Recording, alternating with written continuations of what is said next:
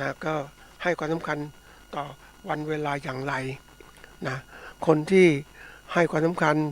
ก็วัน10เขาเรียก12ชั่วโมงก็ให้ความสำคัญ12ชั่วโมงวันบางคนก็ให้24ชั่วโมงก็24ชั่วโมงแล้วแต่กลุ่มคนจะกำหนดขึ้นมานะอันนี้ก็คือความหมายที่เขามีอยู่แล้วนะใครจะเลือกเอา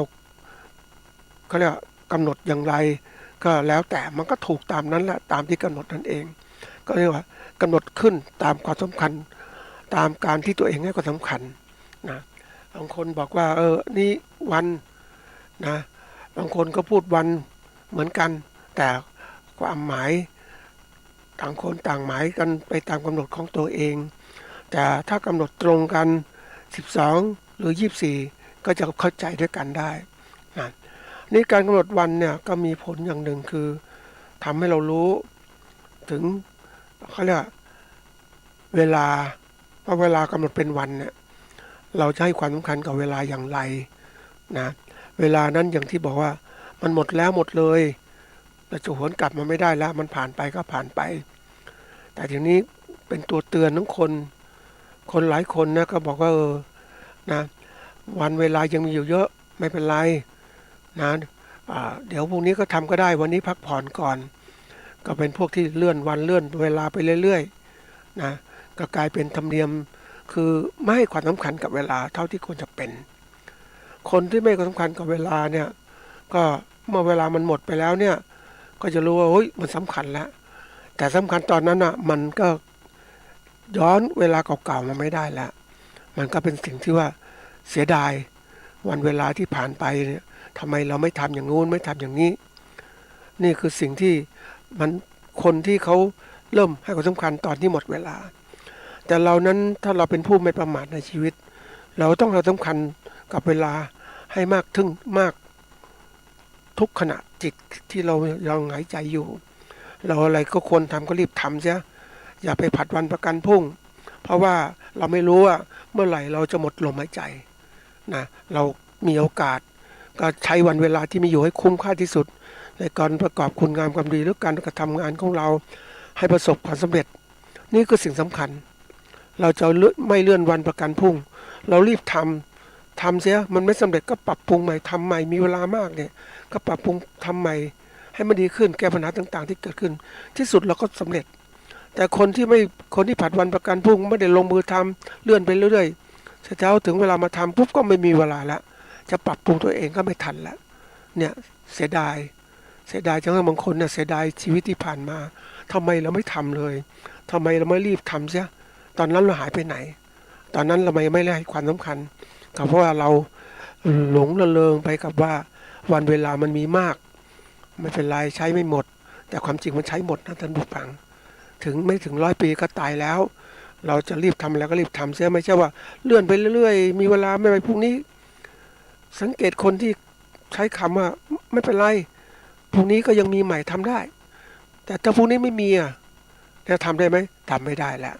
นี่มันสิ่งที่เราต้องเตือนตัวเองนะฝากเป็นข้อคิดจะรีบทำอะไรก็รีบทำเสียนะครับวันนี้หัวข้อของเราที่ยกมาเทคนิคการแก้ปัญหาล่วงหน้าสำหรับผู้ประกอบการเกษตรทีนี้ความหมายแต่ละตัวที่ก่อนคำว่าเทคนิคก็คือว่าเป็นคำนามแปลว่า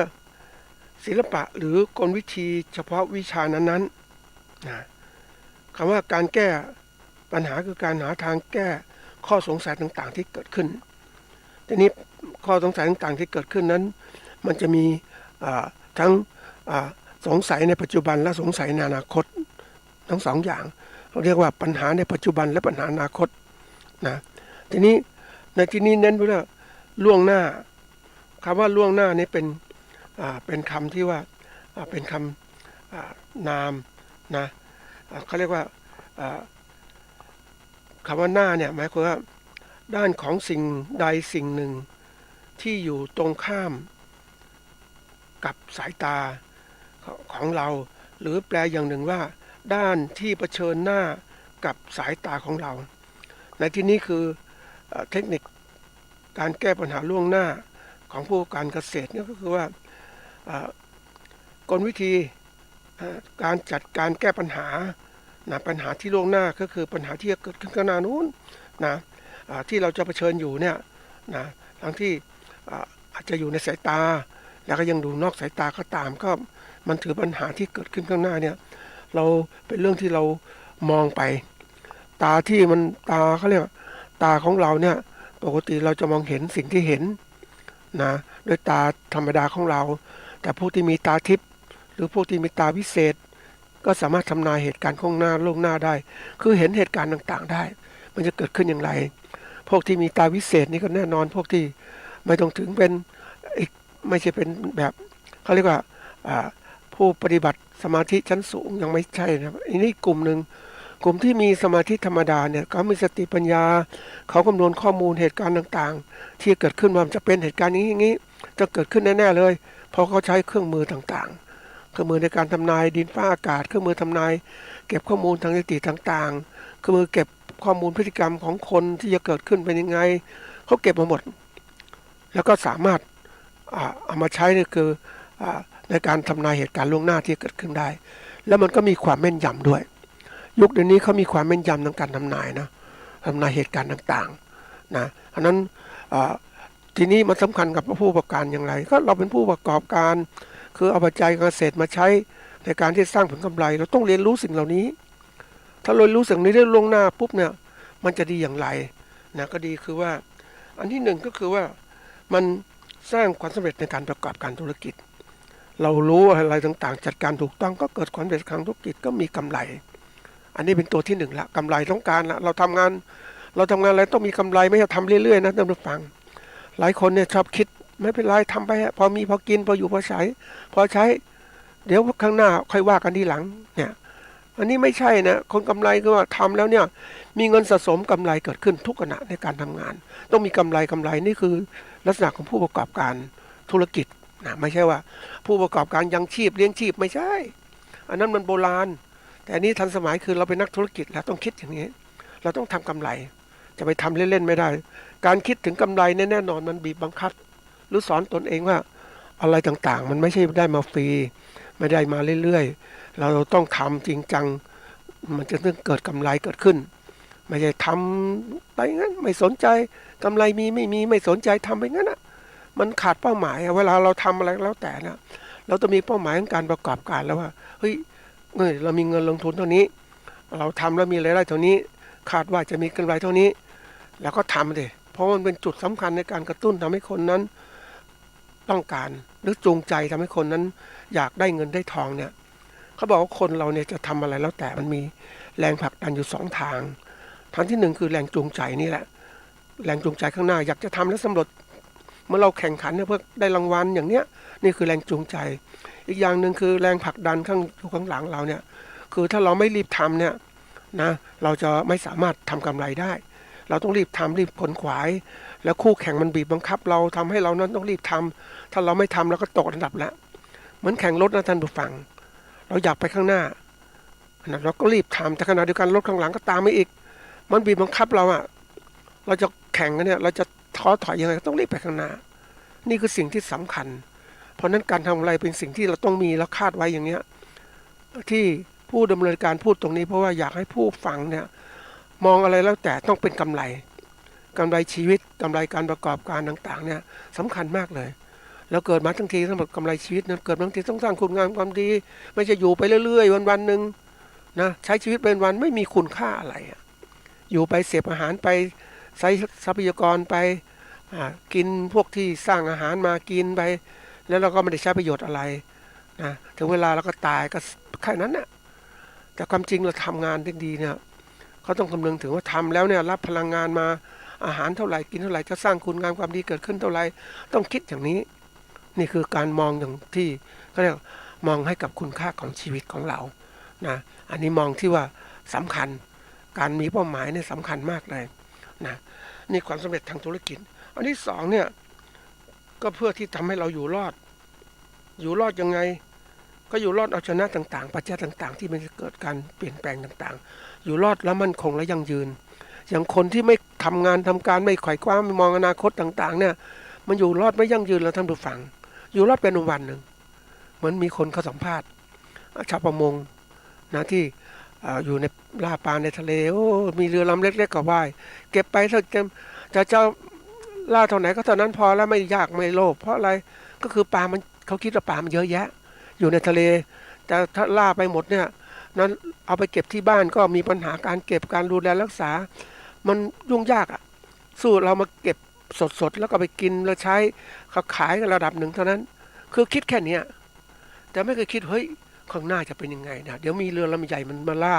ปลาเราเนี่ยแล้วเราจะกินยังไงเราล่าอยู่ปลาบริเวณชายทะเลหรือชายในแม่น้ำลำคลองก็ได้แถวเนี้ยแล้วข้างหน้าเป็นไงคนใหญ่ๆที่เขาเก่งนักธุรกิจต่างๆที่เขามาล่าเนี่ยเขาเขาลงเรือหมดเลยเขากวาดหมดเลยที่สุดปลาริมทะเลปลาในน้ำลำคลองก็ไม่มีแล้วเขาเรือลำใหญ่เข้าไปอยู่ในทะเลได้สบายเลยแล้วเราอะเราคิดอยู่แค่ตอนแรกก็คิดว่าอยู่แค่นี้เรือลำเล็กนี้อยู่แค่นี้ไม่ได้มองไปข้างหน้าว่าเหตุการณ์ต่างๆจะเปลี่ยนแปลงอย่างไรอันนี้เรื่องสำคัญนะท่านผู้ฟังเราประเมินเหตุการณ์ต่างๆไม่เป็นอะไม่มองว่าข้างหน้าจะเป็นอย่างไรนึกถึงเสียมเรียบนะท่านผู้ฟังไม่ใช่เสียมเรียบโตเลสาบอะทะเลสาบในเขมรเนี่ยนะที่ใหญ่มากนะแม่น้ำโขงก็ไหลไปผ่านตรงนั้นแหละมันเป็นที่รับลมก็กลายเป็นทะเลสาบปลาอุดมสมบูรณ์มากเลยนะน้ำก็ไม่ลึกนะ2-3 เมตรอาจจะลึกกว่านั้นก็มีบริเวณกลางๆลึกแต่ลากกันเต็มหมดเลยปลาเต็มไปหมดเลยทีนี้ก็คิดเป็นเดียวธรรมดาคนเราเนี่ยไม่ได้มองว่าประชากรมันเกิดขึ้นอย่างไรนี่คนเขมรก็อยู่นั้นอยู่ก็กินกับปลาสบายแต่ที่ไหนได้ก็มีคนเกิดขึ้นคนลาวคนเวียดนามก็เข้าไปอยู่นั้นโอ้ทะเลสาบกลายเป็นดินแดนของการที่มีเรือเยอะๆไปหมดเลยก็ล่าปลาเต็มไปหมดเลยนั้นคนที่เคยชินกับสภาพธรรมดาอยู่อย่างสบายก่อนๆไม่ได้แล้วอ่ะเดี๋ยวนี้การล่ากับปลาก็หาน้อยลงต่างๆปลาไม่มีโอกาสเพาะพันธุ์และยิ่งแม่น้ำโขงไม่ไหลเข้าไปมากมายมันก็ลำบากสิลำบากเนี่ยเพราะเราไม่คิดอ่ะเขาบอกต้องคิดขณะปัจจุบันให้เร็วที่สุดทำปัจจุบันให้เร็วที่สุดเพื่ออนาคตจะดีไม่ใช่รอไปเรื่อยๆรอเรื่อยๆเหมือนคนที่คิดว่าฉันก็มีแล้วฉันพอกินแล้วไม่ไขว่คว้าไม่ทะเยอทะยานก็หยุดแค่เนี้ยชีวิตมนุษย์มันต้องทะเยอทะยานนะท่านผู้ฟังมันเรามาเส้นทางของการเป็นมนุษย์ที่เราต้องอยู่อย่างนี้เราไม่ใช่เป็นแค่บุคคลเพราะนั้นเส้นทางนี้ต้องพยายามจัดการกับชีวิตตัวเองทำให้ความอยู่รอดมั่นคงปลอดภัยไม่ใช่ปล่อยไปวันๆอย่างเนี้ยแล้วไม่เคยคิดอะไรเกิดขึ้นข้างหน้ามาพูดถึงเรื่องนี้หนักใจนะท่านผู้ฟังวันนี้มีคนเขาคือคนจีนเนี่ยอยู่เมืองไทยมานานนะเราก็สังเกตอย่างผู้ดำเนินการเขาสังเกตว่าทำไมคนจีนประเทศไทยมันเยอะภาคเหนือนี่เยอะมากเลยจับจ่ายใช้สอยร้านอาหารต่างๆเยอะไปหมดเลยพูดจีนพูดอะไรก็ซื้อชี้นู่นชี้นี่เต็มไปหมดเลยแล้วก็คิดว่านักท่องเที่ยวแต่ว่าไม่ใช่อ่ะมันอยู่นานแต่ว่าอยู่เมืองไทยนานแล้วแต่รายนี้เขาเป็นพ่อค้าเข้าไปเป็นคนจีนนะเข้าไปในหมู่บ้านส่งอาหารต่างๆส่งของโอ้โหบอกว่าหมู่บ้านคนจีนเป็นหมู่บ้านนะท่านผู้ฟังในเชียงใหม่แล้วนี่แหละเป็นหมู่บ้านคนจีนอยู่เต็มไปหมดเลยคนจีนเขาร่วมจัดการเขาเรียกสภาพอยู่ในเขมรเนี่ยในไม่ใช่เขมรในจีนเนี่ยเขามีนโยบายส่งเสริมคนไปอยู่ต่างประเทศเพราะข้างในคนมันเยอะมันแย่งทำมาหากินต่างๆมันไม่สะดวกอ่ะแล้วเขาก็ส่งเสริมให้ไปอยู่ต่างประเทศเพราะฉะนั้นพวกนี้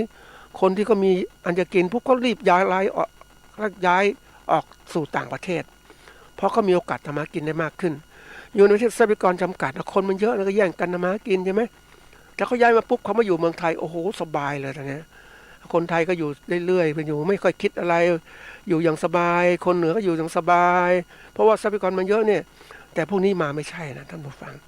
มาก็เตรียมทำการธุรกิจต่างๆขยายงานธุรกิจเนี่ยเพราะนั้น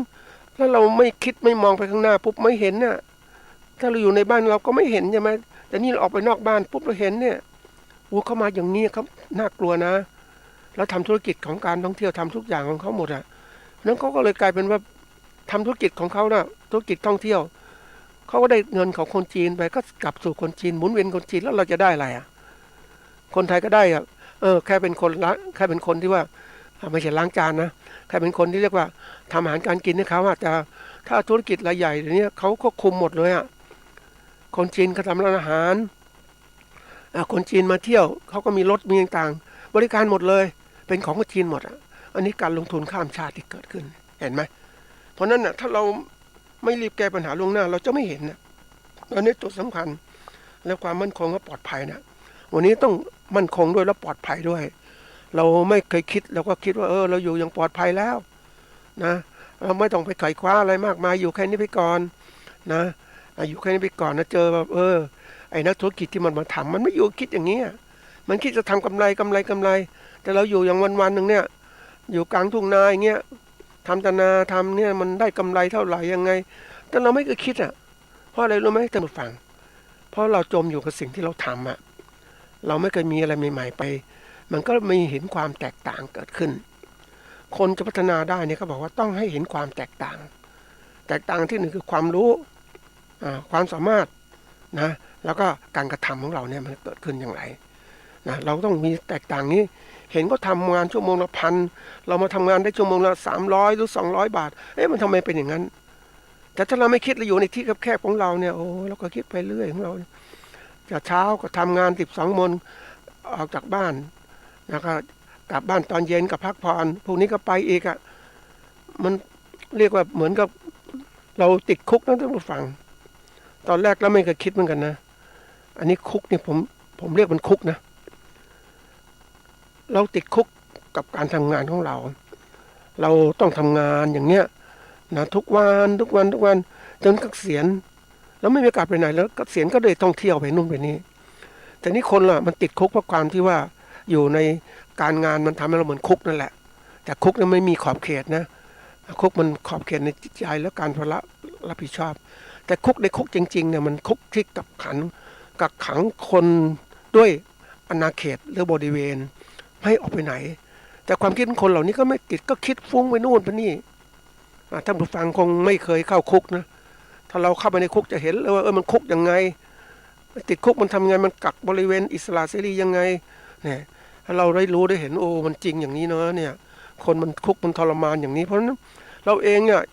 อย่าทนทุกข์ทรมานอย่าให้คนอื่นมากั้นอิสระของเราต้องมีอิสระเสรีภาพในการที่เราประกอบการเกษตรเราไม่ใช่อยู่เกษตรของที่นี้อย่างเดียวอยู่กับพื้นที่อย่างเดียวเราออกไปดูบ้างเขาเป็นยังไงโลกปัจจุบันเป็นยังไงดูอย่างนักลงทุนเนี่ยทำไมเขามาลงทุนประเทศไทย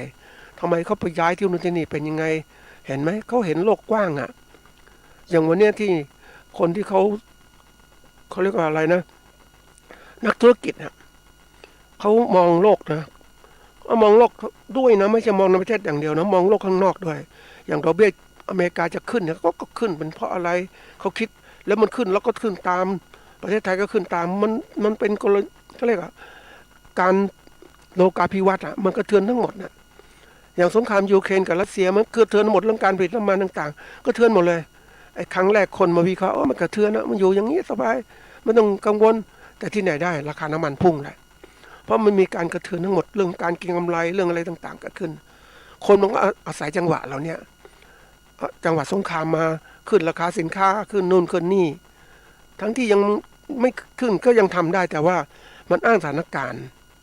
นี่คือตัวอย่างเพราะนั้นถ้าเราไม่รู้เหตุการณ์ต่างๆเราก็ถูกครอบงำเขาก็บงการต่างๆได้คุมได้หมดเลยเพราะนั้นเนี่ยถ้าเรารู้ล่วงหน้าปุ๊บแก้ปัญหาล่วงหน้าปุ๊บเราจะไม่เป็นทาสใครเราจะมีอิสระต่างๆนะอันนี้เป็นตัวสำคัญอันถัดมาคือตัวสำคัญในที่สามก็คือว่าเราจะได้มีความประหยัด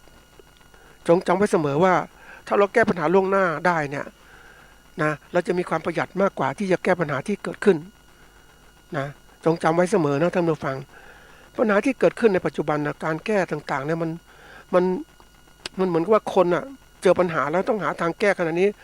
การแก้นี้ต้องคิดหาทางวิธีการคิดทั้งสมองคิดหาทางออกหาทางอะไรเพราะปัญหามันจ่อมาแล้วเนี่ยนะมันต้องเกิดนี่แล้วมันความกระชับเรื่องเวลามันเกิดมาแล้วเนี่ยทำยังไงเหมือนคนเนี่ยไม่มีเงินจะใช้โอ้โหต้องไปกู้120มาใช้ท่านผู้ฟังไปเคยนึกถึง120 20นะท่านผู้ฟังแต่100 ละ 2 บาทต่อเดือนเท่าไหร่ท่านผู้ฟังคิดดูนะไปกู้เงินเขาใช้ไม่มีเงินไปกู้เงินเขาใช้100 ละ 2 บาทโอ้มันโหดนะท่านผู้ฟังมัน100 ละ 2 บาทก็หมายความว่า124 บาทต่อเดือนเพราะเราต้องการเงินด่วนไม่ต้องมีอะไรไปค้ำประกันเขาได้เพราะคนรู้จักกันเงี้ยแต่ก็ขอ100 ละ 2 บาทมันไม่พอนะท่านผู้ฟังบางคนบอกว่าค่าชักปากถุงอีกต่างหาก สมมติซื้อเป็นเงินก้อนกู้20,000เงี้ยนะเพราะนั้นเขาขอชักปักถุงสัก1,000ตอนนั้นเราก็ได้10,000ได้9,000อ่ะกู้เป็น10,000นะได้9,000แล้ว9,000เนี่ยมาใช้ดอกเบี้ยร้อยละ2ท่านผู้ฟังเพราะเราไม่มีทางเลือกใช่ไหมแล้วเราไม่ได้เตรียมตัวถ้าเราฉลาดเตรียมตัวเราพยายามเก็บสะสมเงินไว้ใช้ให้มันดีอย่าไปกู้เป็นหนี้เป็นสินเขาถ้านี่เป็นสินเกิดขึ้นมันหาทางออกไม่ทันมันกระชับเนี่ยมันก็บีบบังคับเราใช่ไหมนี่คือความไม่ประหยัดนะถ้าเรารู้จักแก้ปัญหาล่วงหน้าประหยัดก็คือมันจะไม่สูญเสียแล้วมีทางเลือกเนี่ยรู้ว่าปัญหาการเงินข้างหน้าจะเกิดขึ้นเราก็ต้องจัดการได้ก่อนปัญหานี้จะเกิดขึ้นแล้วก็เตรียมสะสมเงินไว้ดีขยันทำมากินเกิดขึ้นนะเหมือนคนน่ะนะอันนี้ตัวอย่างคนที่ไม่รู้จักแก้ปัญหาล่วงหน้าอย่างเขาเห็นว่าเศรษฐกิจดีขนาดหนึ่งในปีก่อนปฏิวัติเนี่ยโอ้ยมึงทำงานหากินได้ดีเงินเยอะต่างๆก็ซื้อบ้านซื้อบ้านก็ผ่อนบ้านแล้วอยากมีรถก็เห็นมีรถก็รถมันเยอะมีเงินเยอะก็ผ่อนรถที่ไหนได้เกิดปฏิวัติปุ๊บเศรษฐกิจแย่ละรายได้ไม่มากละอะไรก่อนก็ผ่อนรถไม่ได้แล้วก็ปล่อยรถยึดรถไปนะแล้วบ้านเศรษฐกิจมาถึงโควิดระบาดปุ๊บบ้านไม่อยู่อีกเสร็จเลยท่านผู้ฟังเพราะตัวเองถูกไล่ออกจากงานไม่มีงานทำนะบ้านก็ต้องให้เขายึดไปอย่างเนี้ยเพราะเราไม่ได้มองปัญหาล่วงหน้าเฮ้ยทำยังไงการที่จะคิดว่าทุกอย่างดีไปหมดไม่ได้มันต้องมองเห็นว่าเฮ้ยวันเนี้ยค้าขายใครว่าดีเนี่ยต้องคิดว่ามันดีจริงไหมเราวิเคราะห์เหตุการณ์ข้างหน้าถ้าคนไม่มีกำลังซื้อจะมาซื้อสินค้าเราไหมไม่มีเมื่อเราเดินห้างวันนี้เดี๋ยวโอ้โหนี่มันแย่ลงนะท่านผู้ฟังมันแย่เหมือนปี40ที่ไปดูประเทศญี่ปุ่นที่เขามีปัญหาอย่างเนี้ยมันซึมไปหมดคนในประเทศก็ไม่จับจ่ายใช้สอยคนต่างประเทศก็ไปถ้าไปก็บริโภคอาหารก็แพงใครจะจับจ่ายใช้สอยแพงใช่ไหมมันเกิดขึ้นอย่างเนี้ยนี่คือตัวอย่างเพราะนั้นเราจะไปคิดว่าสถานการณ์ต่างๆมันจะดีหมดแล้วต้องคาดการล่วงหน้าไว้ก่อนเฮ้ยมันมีเหตุการณ์ต่างๆเกิดขึ้นเราก็ต้องคำนวณเฮ้ยเราต้องประหยัดเตรียมความพร้อมอย่าไปจับจ่ายสุรุ่ยสุร่ายอันนี้ต่างๆเนี่ยจะดีไหมอย่าพ้องไปคิดเราเตรียมการอย่าประมาทในชีวิตของเราเพราะนั้นถ้าเราแก้ปัญหาล่วงหน้าได้ก็จะทำให้เรานั้นมีความประหยัดเพราะเราจัดการปัญหาจัดการล่วงหน้าได้ปัญหาก็ไม่เกิดเมื่อเราเองเนี่ยเราเตรียมพร้อมขยันทำมากินเก็บเงินเก็บทองไว้ดูแลสุขภาพร่างกายที่ดีออกกำลังกายได้ดีปุ๊บเนี่ยนะเราก็เข้มแข็งร่างกายดีเงินก็มีในกระเป๋าสบายเหตุการณ์ต่างๆจะเกิดขึ้นเศรษฐกิจจะเป็นยังไงเราก็ยังสบายอยู่เพราะอะไรเรามีเงินสะสมแล้วไม่เดือดร้อนเนี่ยเรามีทุนมีอะไรต่างๆพร้อมเราเตรียมรองรับปัญหาต่างๆเพราะเรามีสติปัญญาเรียนรู้ว่าเหตุการณ์อะไรต่างๆเกิดขึ้นจะเกิดขึ้นอย่างไรเราสบายเหมือนช่วงที่ผมเล่าท่านผู้ฟังว่าผมมีเพื่อนเป็นนักธุรกิจตอนเกิดปฏิวัติปุ๊บเนี่ยถามว่าเฮ้ยเศรษฐกิจจะเป็นยังไงนะเขาบอกผมว่าผมไม่ลงทุนผมหยุดหมดเลยเพราะรู้ว่าปฏิวัติเนี่ยมันมีอะไรต่างๆที่ไม่แน่นอนเสี่ยงผมหยุดไว้ก่อนเขาลงทุนที่เขาไม่ลงทุนเพราะมันเป็นความเสี่ยงคำว่าความเสี่ยงคืออะไรคือการเกิดขึ้นของสิ่งที่ไม่พึงปรารถนาที่ทำให้เราเป้าหมายของเราเนี่ยเสียหายไปไม่ได้ตามเป้าหมายที่กำหนดทีนี้คนเราไม่มองให้ออกคนเราจะมีเขาเรียกอะไรนะมีวิสัยทัศน์แคบนักธุรกิจก็มีวิสัยทัศน์คือการมองไปข้างหน้าอย่างกว้างไกลเขามองลึกมองกว้างหมดเลยแต่คนไม่มีวิสัยทัศน์ที่กว้างไกลก็มองเห็นข้างหน้าอย่างเดียวเฮ้ยมันไม่เป็นไรปฏิวัติไม่เป็นไรรัฐบาลก็บอกเศรษฐกิจดีงู้นอย่างนี้ฉันก็ซื้อโน่นซื้อนี่ไปเลยอันนั้นที่ไหนได้ไหมรัฐบาลมาเฮ้ยยังนึกถึงเสร็จวิธีการแก้ปัญหาเนี่ยคนละครึ่งเนี่ยนะท่านผู้ฟังวิธีการเนี่ยคนละครึ่งเที่ยวคนละครึ่งใช่ไหมไม่เราก็รู้สึกมีอยากเที่ยวนะท่านผู้ฟังคนที่คิดไม่ทันก็อยากเที่ยวยังไงก็ตามเนี่ยอยากเที่ยวจริงๆแล้วทีนี้มันมีเงินกระตุ้นให้เที่ยวยังไงก็รัฐบาลออกครึ่งนึงเราออกครึ่งนึงก็ได้เที่ยวเถอะลืมไปว่าเที่ยวแล้วเนี่ยถามว่าเฮ้ยมันได้อะไรเกิดขึ้นมาเงินในกระเป๋าที่เราควรจะมีอยู่เก็บไว้สำรองเนี่ยกับไปกับการท่องเที่ยวของรัฐบาลที่กำหนดมาแล้วก็พังด้วยเห็นไหมเงินก็หมดลงมาเจอปัญหาโควิดอีกต่างหากไปหมดเลยคือเราไม่ได้มองวิสัยทัศน์ที่กว้างไกลของรัฐบาลที่จัดการต่างๆเขามีกลยุทธ์ในการที่ทำให้ประชาชนเนี่ยเอาเงินออกมาใช้ให้มากเพราะว่าการหมุนเวียนเศรษฐกิจแต่หมุนเวียนเศรษฐกิจเป็นของใครล่ะท่องเที่ยวก็เป็นของเจ้าของรถยนต์ ปั๊มน้ำมันต่างๆโรงแรมก็ของเอกชนที่เขามีโรงแรมเยอะๆนะแต่ถามว่าใช้อย่างนี้มันเหมือนกับว่าจุดไฟไม่ฟางมันวูบมันก็จบเหมือนกับเราเนี่ยบางทีเขาเทคนิคการจะฆ่าต้นไม้นะท่านผู้ฟังนึกถึงตรงนี้ก็มาฝากการรดน้ำต้นไม้เนี่ยในช่วงหน้าแล้งเนี่ยนะรดมันเต็มที่เลยแล้วก็ทิ้งไว้นานๆต้นไม้ก็ตายเพราะปกติต้นไม้มันจะเข้าหน้าแล้งเนี่ยมันจะต้องปรับตัวลดการไขน้ำใบเบยเหี่ยวหมดเพราะลดการทุกอย่างหมดเลยอยู่ในภาพของการพักตัวเพราะรอฤดูฝนแต่ได้รับการมีคนเอาน้ำมาให้มันครั้งเดียวแล้วมันก็ฝนจะมาแล้วเนี่ยก็แตกนู่นแตกนี่เอาอาหารสะสมในตัวเองออกมาใช้เต็มที่แล้วจนหมดนะท่านผู้ฟังแล้วก็ไม่มีใครให้น้ำอีกเลยต้นไม้ก็ตายนี่วิธีการทำลายต้นไม้ง่ายๆแบบนี้แหละเราเห็นได้ชัดเจนเนี่ยแต่ที่นี่เราไม่คิดอ่ะเราก็ตามกลไกรัฐบาลก็พังเลยไหมคนละครึ่งก็ไปหมดนะเราเงินกระเป๋าก็ไปด้วยเขาไม่มีอะไรฟรีๆหรอก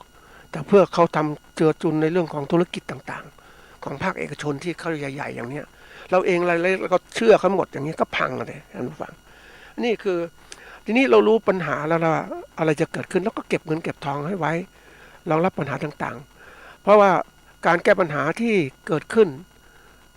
ในปัจจุบันนั้นค่าใช้จ่ายมันสูง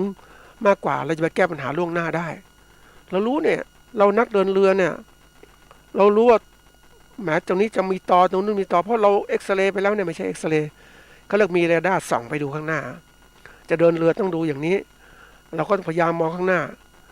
แต่ถ้าว่าคนเดินเรือไม่ดีกัปตันไม่ดีปุ๊บก็เฮ้ยไม่เป็นไรเดินนี่เราเคยมาอย่างนี้มาแล้วเราไม่ต้องสนใจเอาเรดาร์ไปส่องดูหรอกแล้วก็เดินเรือตามปกติของเรานี่แหละอะไรจะเกิดก็ต้องเกิดแล้วถามว่าเฮ้ยคุณรู้ไหมว่าไอ้ตอต่างๆที่เกิดขึ้นในลำน้ำมันจะเกิดขึ้นเมื่อไหร่ก็ไม่รู้ไม่ปลอดภัยต้องดูไว้ก่อนใช่ไหมเนี่ยความฉลาดของคนที่ฉลาดแก้ปัญหานะเขาเตรียมการไว้เพราะนั้นเขาก็เดินดูเรืออย่างปลอดภัยเขารู้ว่าตรงไหนจะมีตอมีเสาขวางมีอะไรอุปสรรคต่างๆเขารู้เนี่ยในกลยุทธ์เหล่านี้ไม่ใช่กลยุทธ์ก็คือว่าเทคนิคเหล่านี้มันคนที่เขาฉลาดก็เตรียมหมดแล้วนักธุรกิจเขาก็เตรียมมองไปข้างหน้าเศรษฐกิจจะเป็นยังไงก็จะใช้จ่ายอย่างไรเขาวางแผนหมดอะอย่างธุรกิจเนี่ยเคยดูเขาเคยสังเกตว่าเมื่อเศรษฐกิจเขาไปไม่ไหวเนี่ยเขาจะต้องอะไรพวกนักค้าขายเนี่ยเขาต้องพยายามระบายสินค้าออกให้มากที่สุดเลยเพราะเอาอะไรสินค้าที่มันมีอยู่เนี่ยนะมันจะต้องหมดอายุต้องมีปัญหาเพราะนั้นเขาเก็บของเหมือนกับเป็นของที่จะเสียไปวันนึงเนี่ยมันเสียไปทุกวันเพราะนั้นเขาต้องรีบขายเขาก็เลยเกิดลดราคาเกิดขึ้นเอามาขายเนี่ยลดราคาเพื่อที่เขาจะเก็บเงินไว้การเก็บเงินรักษาเงินเนี่ยดีกว่าที่จะเก็บของรักษาของถ้าเศรษฐกิจไม่ดีนะเศรษฐกิจไม่ดีปุ๊บเนี่ยมันค้าขายไม่ดีคนไม่มีเงินนะเขาก็ต้องพยายามเก็บเงินเหมือนกันเราเองก็ต้องเก็บเงินเหมือนกันไม่ใช่ว่าใช้จ่ายสุรุ่ยสุร่ายอันนี้มันเป็นเทคนิคการแก้ปัญหาล่วงหน้าที่เราจะต้องรู้จักมองไปข้างหน้าด้วยไม่ใช่ว่าอยู่อะไรต่างๆดีหมดเหมือนไปเจอไม่ใช่เจอแล้วมีการวิเคราะห์เศรษฐกิจประเทศไทยจะโตอย่างนี้นักท่องเที่ยวเข้ามาอย่างนี้มันจะโตนู่นโตนี่ประเทศไทยจะมีอะไรได้มองอย่างนี้มันมองแบบเขาเรียกอะไรมองแบบตามมองตื้นๆนะท่านผู้ฟังแต่มองลึกไม่ท่านผู้ฟังรู้ไหมอะไรคนจีนเข้ามาทำธุรกิจของการท่องเที่ยวคนจีนอยู่ในประเทศไทยเขามีรถมีโรงแรมมีที่พักนะมีทุกอย่างบริหารแล้วเขาติดต่อกันหมดแล้วเวลาเขามาปุ๊บก็พักโรงแรมของเขาอยู่เขาได้บริการรถของเขาแล้วใช้คนขับก็จ้างคนไทยบ้างนะคนถูโรงแรมก็คนไทยบ้างแล้วเราได้อะไรบ้างเงินต่างๆเขาจึงเรียกว่าทัวร์ศูนย์เหรียญสมัยก่อนนะที่มีการทัวร์มากๆไอเราภูมิใจว่าโอ้ยแหมมีนักท่องเที่ยวเข้ามาเต็มไปหมดเลยกินเราค้าขายได้แค่อาหารเบื้องต้นกำไรเบื้องต้นเท่านั้นแหละไม่ได้มากมายนี่รัฐบาลก็ตีเลขว่าตัวเลขจะสูงอย่างงู้นสูงงี้ท่องเที่ยวมีรายได้ตัวนี้หัวแล้วตัวนี้คนก็ภูมิใจมองเห็นมีรายได้กันแต่เขาไม่ได้มองว่าเฮ้ยเขาไม่ได้บอกเนี่ยว่าจริงๆรายได้ตกของใครเดี๋ยวนี้ธุรกิจท่องเที่ยวมันต้องดูให้ชัดว่ารายได้ตกของใครนะ ตกอยู่กับเจ้าของโรงแรมใช่ไหมเจ้าของโรงแรมเป็นใครเดี๋ยวนี้เจ้าของโรงแรมไม่ใช่คนไทยก็มีใช่ไหมนักการลงทุนต่างชาติเข้ามาทำเห็นไหมมันต้องคิดให้ลึกอ่ะแล้วเราถ้าเราเชื่อแล้วหมดรัฐบาลหมดแล้วก็พังสิแต่เราก็น่าเห็นใจนะท่านผู้ฟังเพราะอะไรก็คือเราไม่มีไม่เข้าใจเราไม่สามารถที่จะบอกหรือรู้การบอกของรัฐบาลมันจริงหรือไม่จริงรัฐบาลบอกนโยบายเหมือนเราเนี่ยแหละรัฐบาลบอกนโยบายจะทำนู่นทำนี่จะเป็นนู่นไปนี่ตอนที่เข้ามานะแต่ที่ไหนได้เห็นไหมไม่ทำไม่อะไรทั้งสิ้นนโยบายที่สวยหรูก็ไม่ทำเลยเพราะอะไรคือหลอกเขาอะวันนี้คือที่นี่นักการเมืองหลอกกันแต่ภาครัฐเองก็หลอกกันเหมือนกันอะไรจริงๆก็ไม่พูดนะท่านผู้ฟัง ปิดบังเพราะอะไรบอกแล้วเสียภาพบอกแล้วเกิดความเขาเรียกว่าแตกแยกบอกแล้วเกิดการตื่นตัวตื่นกลัวต่างๆเกิดขึ้นบางอย่างตื่นตัวขั้นตื่นในการที่จะให้รับรู้แต่ตื่นกลัวเนี่ยก็ขู่ทำให้กลัวมากๆจนทั้งเราเนี่ยเสียหายทางธุรกิจเลยกลัวหมดกลัวจะเป็นนู่นเป็นนี่ไปหมดเลยทั้งที่มันมีกลยุทธ์ในการป้องกันอย่างสมัยก่อนเนี่ยเราก็รัฐบาลปิดประเทศปิดนู่นไปนี่กลัวไปหมดโควิดจะระบาดแต่มันมีกลยุทธ์ในการแก้ปัญหาได้นะท่านผู้ฟังถ้าเราเอาเขาเรียกว่าสวมถุงพลาสติกมีอะไรติดหน้ากากเรียบร้อยแล้วก็ยังทำงานได้ใช่ไหมไม่จำเป็นจะต้องไปปิดนะใช่ปะแต่นี่มันไม่คิดหาทางออกคิดแต่ว่าเอาอย่างนี้เพราะนั้นเวลาที่เรามองเนี่ยเราต้องมองอย่างชาญฉลาดนะท่านผู้ฟังจงอย่าเชื่อง่ายจนกระทั่งเราลืมความเป็นจริงมันมีการบอกความจริงแล้วก็ไม่บอกความจริงด้วยก็มีนะเพราะนั้นวันนี้มันต้องกรองให้ดีๆอย่าไปหลงภาคภูมิใจว่าการท่องเที่ยวจะดีที่สุดอย่างงู้นอย่างนี้เศรษฐกิจของประเทศเราเนี่ยมันจะดีได้ก็ต่อเมื่ออะไร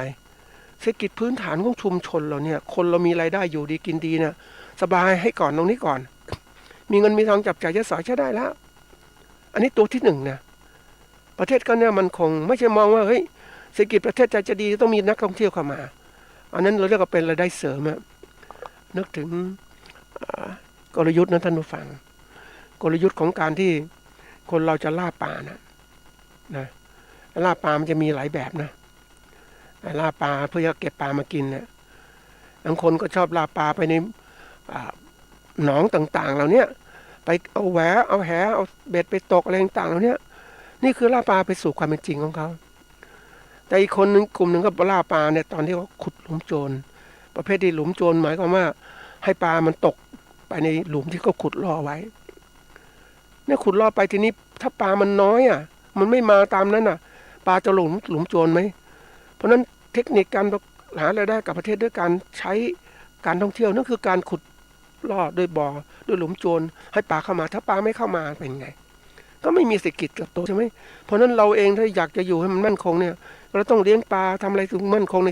ธุรกิจของเราแล้วเนี่ยไอ้หลุมโจรก็ทำไปทีหลังไม่ต้องไปก็เรียกว่าไปกระตุ้นมันเดี๋ยวมันมาเองเราทำเศรษฐกิจให้ดีการเศรษฐกิจเราดีปุ๊บเนี่ยส่งออกสินค้าได้มั่นคงเศรษฐกิจแบบหลุมโจรหรือการท่องเที่ยวคือเศรษฐกิจพลอยได้อันนี้เราเรียกเศรษฐกิจพลอยได้นะแต่ทีนี้กลยุทธ์รัฐบาลเขาพยายามที่เอาเศรษฐกิจพลอยได้มาโฆษณานะกลายเป็นว่าเศรษฐกิจดั้งเดิมมันไม่สนใจนะเศรษฐกิจที่เราต้องทำมาหากินเนี่ยมันไม่ดีการคมนาคมไม่ดีต่างๆแล้วเนี่ยนะมันเป็นตัวสำคัญนะท่านผู้ฟังถ้ามองให้ชัดเราจะรู้เลยว่าอะไรจะเป็นสิ่งที่มันดีให้กับเราข้างหน้าที่เกิดขึ้นนะอันนี้คือตัวสำคัญนะที่อยากมาบอกว่าถ้าเราแก้ปัญหาเนี่ยก่อนปัญหาจะเกิดมันประหยัดกว่าที่ปัญหาเกิดขึ้นเรามาแก้ปัญหา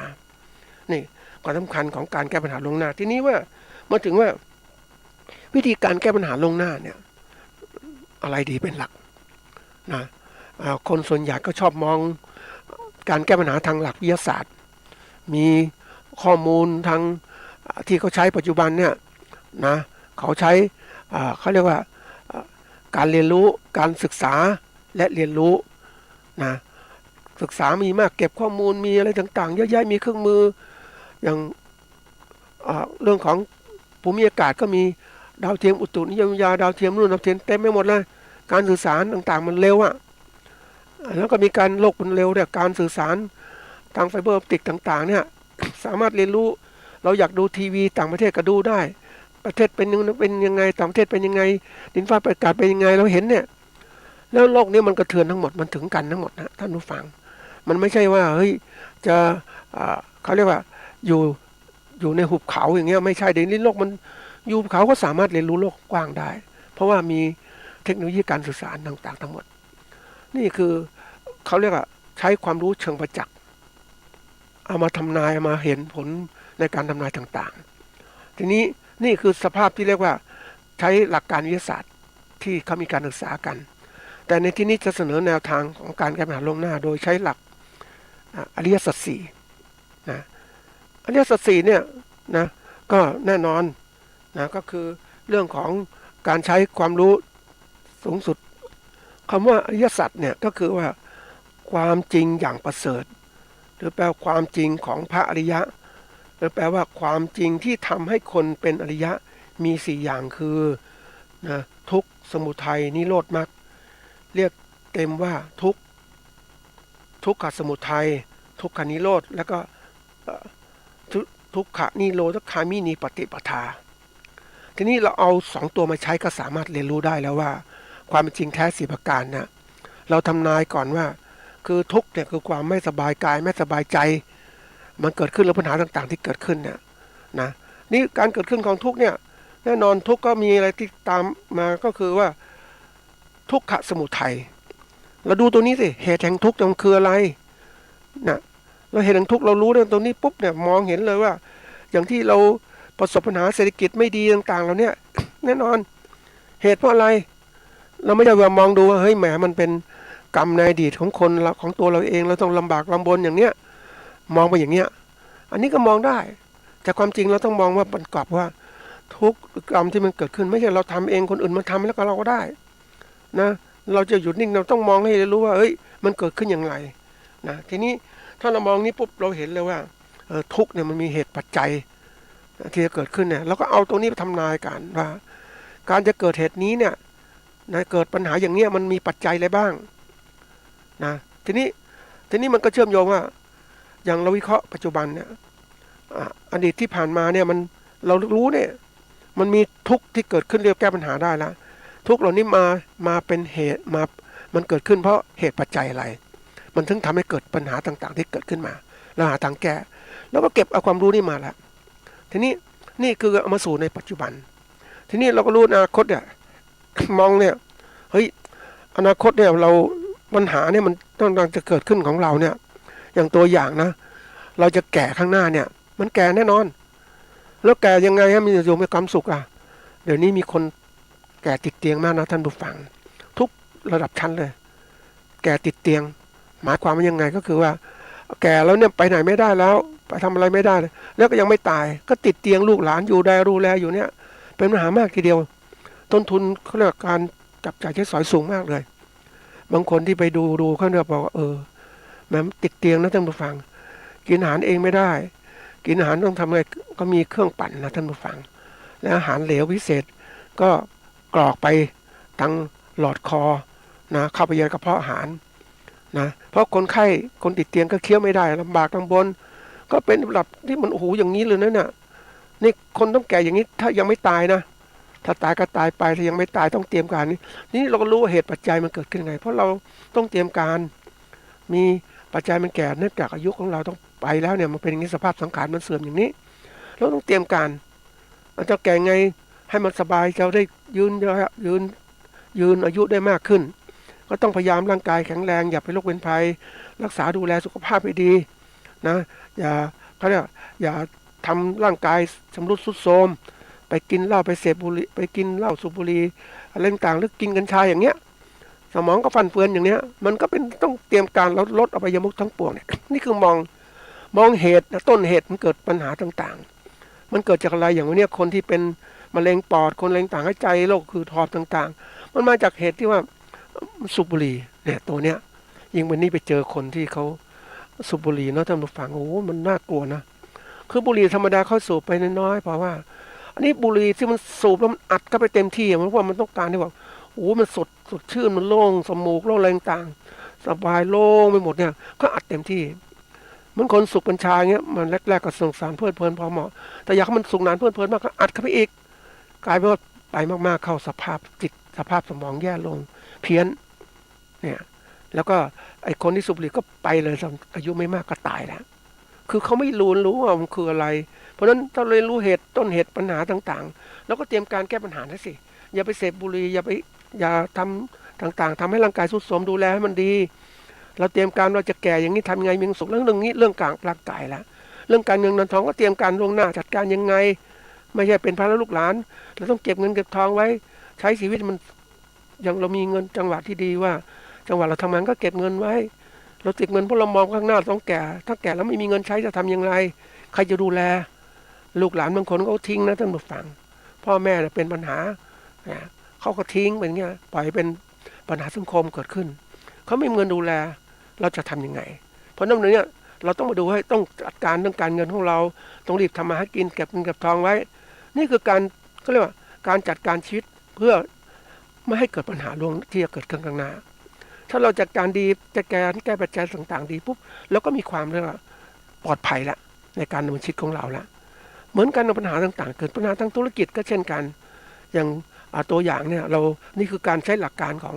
อริยสัจสี่นะจัดการสมุททุกขสมุทัยเหตุแห่งทุกข์ที่เกิดขึ้น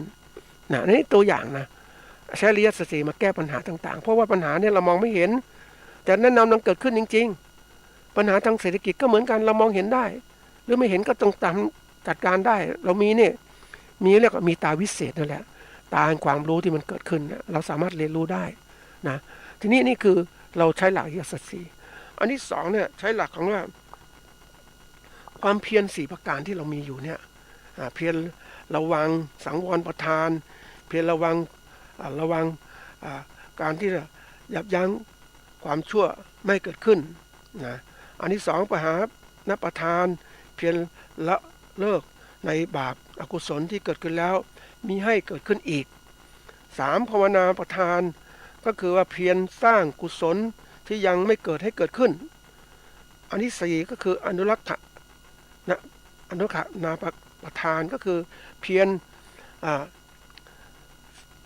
สร้างกุศลที่เกิดขึ้นแล้วมีขึ้นแก่ตนเนี่ยก็โดยการปฏิบัติต่างเรื่องนี่คือเอาหลักนี้มาใช้นี่ดียังไงตรงนี้ก็คือว่าเรารู้ว่าอะไรดีไม่ดีเราก็จัดการจงอย่าลืมว่าเหตุที่มันไม่ดีเพราะเรามองไม่ดีสิ่งมันอยู่เนี่ยเรามองไม่เห็นจงจำไว้เสมอว่าสิ่งที่ไม่เห็นเล็กๆนี่แหละถ้ามันไม่ดีเนี่ยมันจะเกิดขึ้นปุ๊บเรารีบกำจัดก่อนแต่ถ้าไม่จำกัดมันก็ใหญ่ขยายใหญ่โตขึ้นเกิดขึ้นมาเหมือนฝีหนองของเรานี่แหละนะถ้าเรามีอะไรที่มันตำร่างกายของเราเนี่ยนะมันตำไปแล้วเนี่ยมันฝังอยู่นะพวกของวัสดุหรือเข็มตะปูเสียบอยู่ร่างกายมันฝังอยู่ปุ๊บเนี่ยถ้ามันฝังอยู่เราไม่รีบออกปุ๊บเนี่ยก็จะเกิดหนองเกิดอะไรต่างๆมากมายทีเดียวนะทางที่หนึ่งก็คือว่ามันเกิดขึ้นมาแล้วก็เอาตะปูออกแล้วรักษานะถ้าเราปล่อยประตูไว้ตะปูไว้เนี่ยมันจะเกิดการหมักหมมเชื้อโรคต่างๆก็เกิดขึ้นนี่คือตัวอย่างเราอะไรต่างๆที่เราควรจะให้ความสำคัญมากนะท่านผู้ฟังเล็กๆเนี่ยไม่ว่า